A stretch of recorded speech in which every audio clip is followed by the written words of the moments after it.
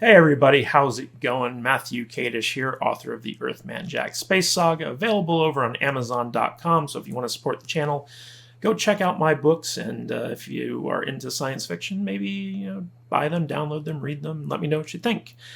But right now, I'm going to let you know what I think, in particular, about one of my all-time favorite franchises, Star Wars. And when it comes to Star Wars, my personal opinion is that The Last Jedi, Episode 8 in the overarching trilogy or saga, is the worst Star Wars movie ever made.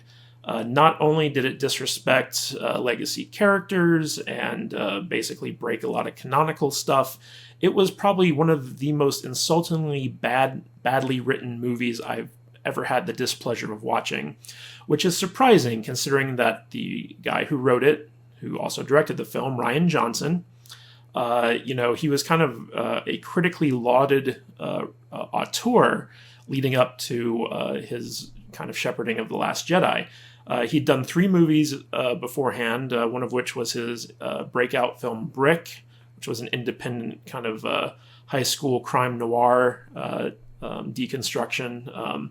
Then there was The Brothers Bloom, and finally there was Looper, which was a science fiction sci-fi action tale that starred Bruce Willis. And I never really thought his movies were very good necessarily, but I didn't feel like they were bad. I felt like they were pretty decent. And Rian Johnson had also directed a couple of episodes of Breaking Bad on AMC, and those episodes were often kind of like highlights of the seasons. So when I had heard that he was in charge of doing Episode 8, I was actually pretty optimistic. I thought that he was going to deliver a very good Star Wars movie, and he ended up not only delivering the worst Star Wars movie, in my opinion, but he also was extremely kind of disrespectful to the fans who didn't like his movie. And so his behavior outside of his regular duties, like on Twitter and stuff like that, towards fans who don't like his stuff, has been kind of a big turnoff for me in terms of liking the guy on a personal level. But on a professional level, I feel like his script for The Last Jedi was so bad, it would have flunked most screenwriting 101 classes, because he's got numerous narrative errors littered throughout that script. In almost every single scene, there's some type of error, whether it be a Deus Ex Machina or a plot contrivance or what have you. It's just like it's a weird mix of amateurish errors and deeply embedded, thoughtful themes that don't quite hit the mark. And if you're ever interested in some of my more professional takes on that movie, you can head on over to medium.com. I'll put a link to my profile in the description of this video. And you can check out my Storycraft articles where I deconstruct some of the various issues with The Last Jedi. And even though I've already got something like 5 articles on the subject up there, there's way more to come, because there's just so much that this movie does wrong that you can kind of analyze and deconstruct. It's actually kind of fascinating when you stop and think about it. Now, if you like The Last Jedi, hey, that's fine. More power to you. I'm not judging. It personally just wasn't the Star Wars movie for me, and you can't deny, whether you liked it or you hated it, that The Last Jedi has indeed divided the Star Wars fandom. Some people say that the majority of people liked the movie, other people say the majority of people hated the movie, but no matter which side of the fence you fall on, you can't deny that The Last Jedi was divisive. It was something that split audiences, especially in their love of Star Wars. Now, some people didn't like the prequels that George Lucas did, episodes 1 through 3, but at least, it still felt like, Star Wars fans were happy to get more Star Wars at that point, even though they were kind of disappointed in the final product. And when it came to The Last Jedi, especially after riding high off of movies like The Force Awakens and Rogue One, which were, hugely accepted by the fandom, The Last Jedi was something that turned a lot of people sour on the Star Wars franchise.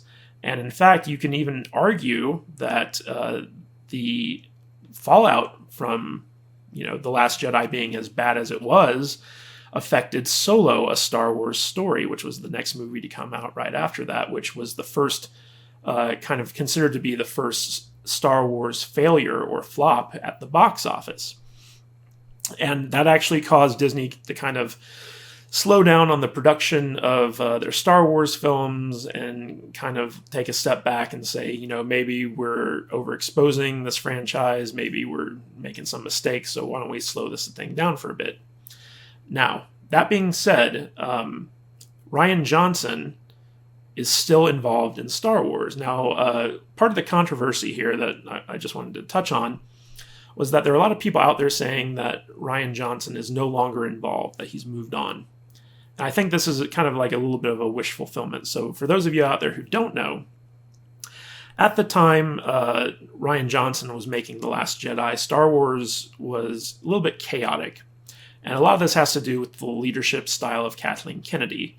Now, Kathleen Kennedy was the chosen successor to take over Lucasfilm by George Lucas after he retired and sold everything to Disney. And so Kathleen Kennedy became the head of Lucasfilm, and when Disney purchased Star Wars, Lucasfilm became a part of Disney, and she basically runs that division, the Lucasfilm division, for Disney. So technically, Kathleen Kennedy is a Disney executive, much like Kevin Feige is for the Marvel arm of Disney.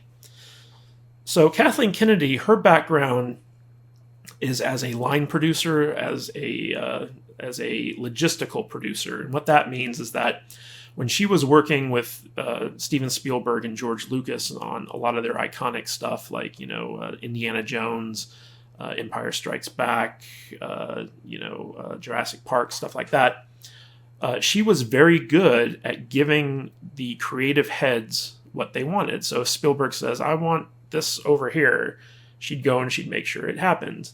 But she had very little creative input in those movies. Those were all Spielberg, Lucas, the people who were in charge of the creative aspect of the story. And her job was just to give them what they needed to tell the story that they wanted to tell, and she was very good at that. And I think that's one of the reasons why Spielberg recommended her as being the head of Lucasfilm, and George Lucas was kind of interested in handing it off to her. Because, they'd been friends for a long time, they had a good personal relationship, and she was a very competent producer. However, her style of producing didn't really jive with the type of producing that you need to do for a franchise like Star Wars. Like, if you look at how Kevin Feige runs Marvel, he's kind of the overseer. He looks at all the projects. He has a say in all the projects. He keeps everything consistent from movie to movie. He does the final say on the big decisions. And when he brings in filmmakers to handle these movies, like the Russo brothers or what have you, they have to conform within the guidelines that he sets for their films. And that keeps the Marvel movies very on track and consistent from film to film to film.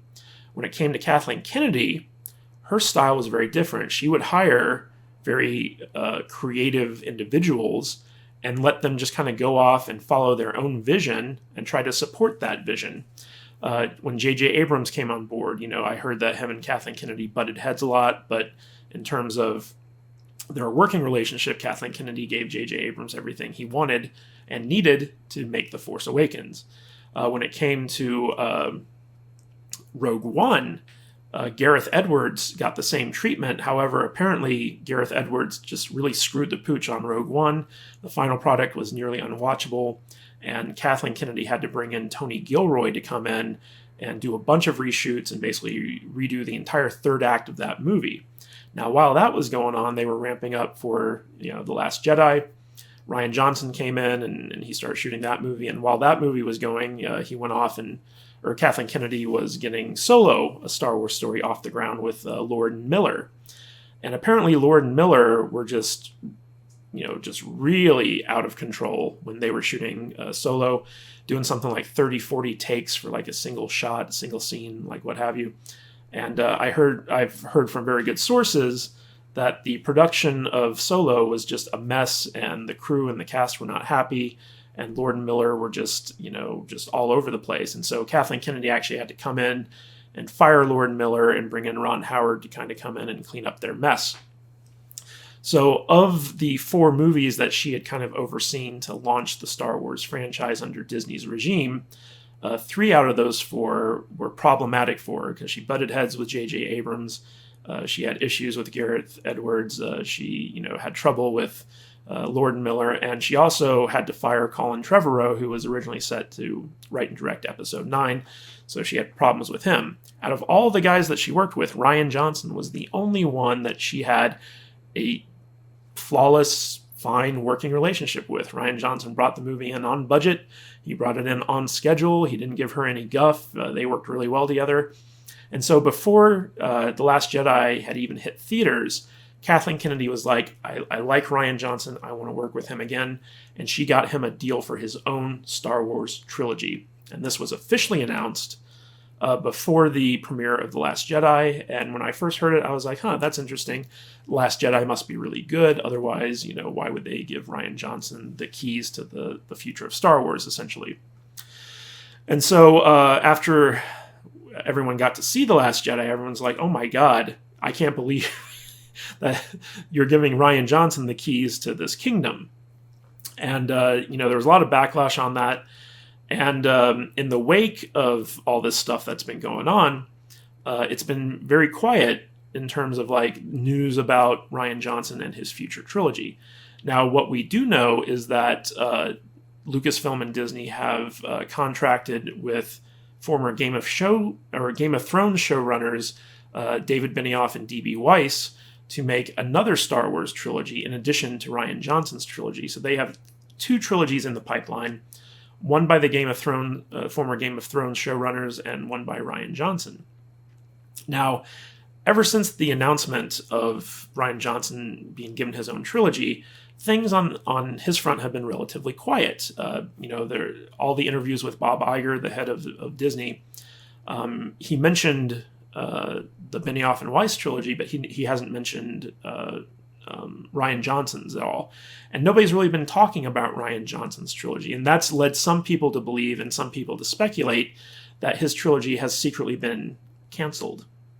And I have been one of those people who have been saying from the beginning that this is not true. Rian Johnson is still in the game.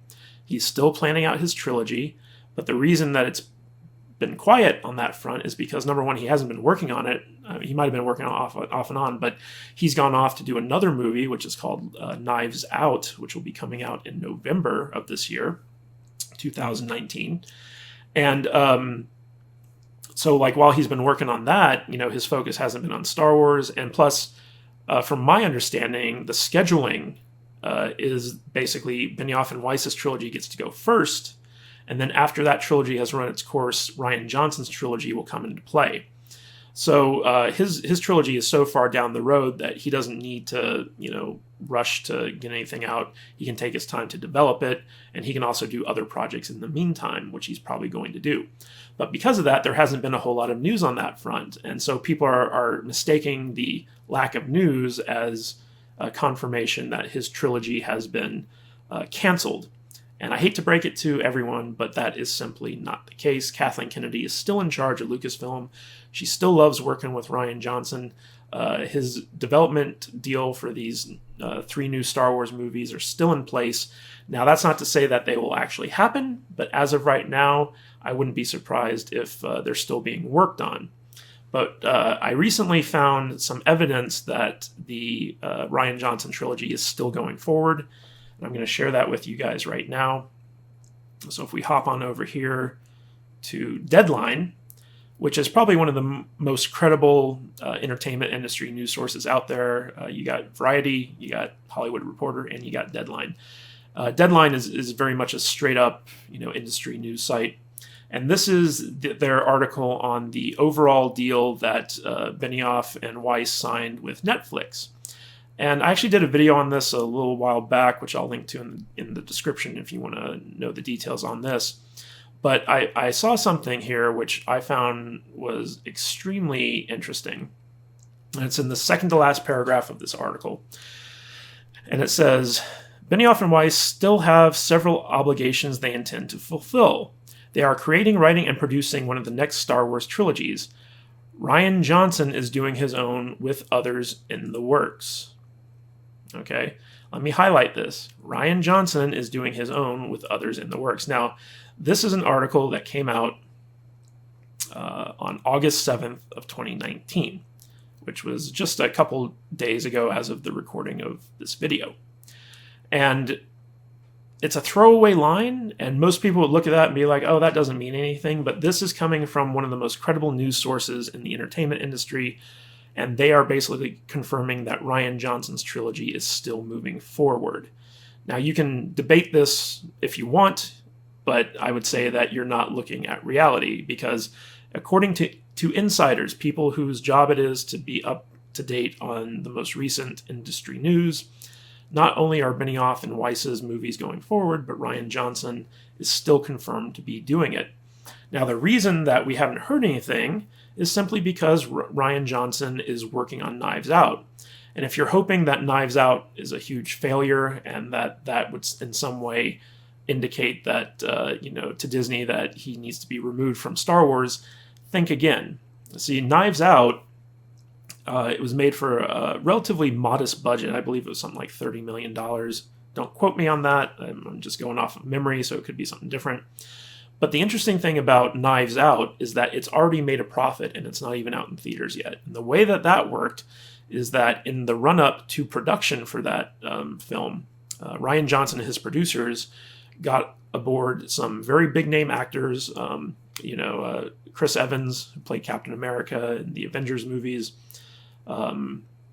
Jamie Lee Curtis, and a bunch of other people who are very well known. Daniel Craig, the guy who plays James Bond right now. So like internationally known names, actors who do very well overseas. And what they did is they sold the foreign distribution rights to Knives Out ahead of time, and basically recouped the entire amount of their budget before the movie was even shot. So they went into making this movie already in the black. So any money that this movie makes, once it's released in theaters over the Thanksgiving, holiday weekend, or movie time period, it's already a success by industry standards. And so, even if people try to boycott Knives Out, it's not going to financially affect the bottom line of this movie. And in fact, that movie is not being produced or distributed by Disney. So Disney's not going to care how much, how few people see it in the theaters. They're just going to care about the bottom line, which is how much money it made and if it turned a profit. So Knives Out failing is not going to remove Rian Johnson from his position. And leading up to the release of his trilogy, he's probably going to be able to do at least one more film before it gets around to him. Because what I want to show you over here is kind of like this article on Gizmodo, where it breaks down Disney's release plans, which kind of came out a little while back. So as you can see here, Disney is basically alternating between Avatar sequels and Star Wars movies. And even though they haven't officially announced which Star Wars movies are going to be released on these dates, the speculation is that these are going to be the Benioff and Weiss movies, because Benioff and Weiss have already been in development on this, even during the final season of Game of Thrones. So they're a little bit far along, at least a lot farther along than Rian Johnson, who probably hasn't even started kind of fleshing out his ideas for his Star Wars trilogy. And what they're probably going to do is they're probably going to shoot all three movies at once, back to back, much like they did Lord of the Rings and stuff like that, so that they can be worked on and ready for this, very breakneck schedule that they have for releases. So James Cameron's going to be delivering his Avatar films, and then in between that, we're going to be getting the Benioff and Weiss Star Wars films, and that's going to take us up to 2027. Now, at 2028, that is when we will see the release of the Rian Johnson movies, and they will probably do something similar with this, but with a different franchise. So Rian Johnson basically has 9 years to develop and prepare for his trilogy of Star Wars films. And that's why we're not hearing anything from Bob Iger. That's why we're not hearing any talk about it, because it's basically a decade away from even premiering. And in fact, we probably won't hear anything about it until 2026, around the time of the final Benioff and Weiss trilogy. So, unless Kathleen Kennedy is somehow forced to retire, or leaves Lucasfilm in disgrace or something like that, chances are Rian Johnson is going to remain in his contract and going to be moving forward on his own trilogy. Because let's face it, Kathleen Kennedy is the driving force behind him getting that deal and staying involved in Star Wars. And for as many people who think that Kathleen Kennedy is going to retire or get fired or something like that, that's just not the case, not unless she screws up hugely multiple times. And even then, she'll probably be promoted out of her position to a different position, as opposed to just getting up and fired.